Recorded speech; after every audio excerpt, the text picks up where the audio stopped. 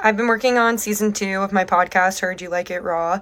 And I just wanted to take a little minute and say, like, when you're working on creative projects and you're trying to put yourself out there and going through it, and like some days you really don't feel like it and you're beating yourself up because you're like, oh, I need to do this and I have this day and I wanted to post this day, and you're setting all these expectations and all these things.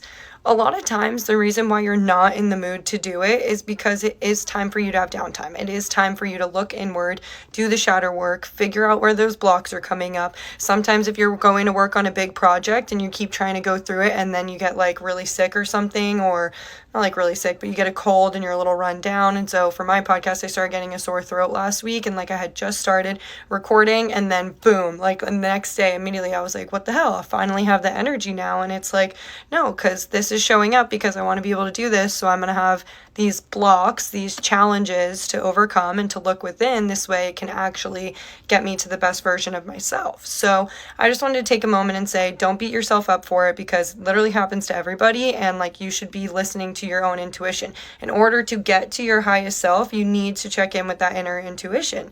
You need to check in and be like, hey sis, are we doing okay?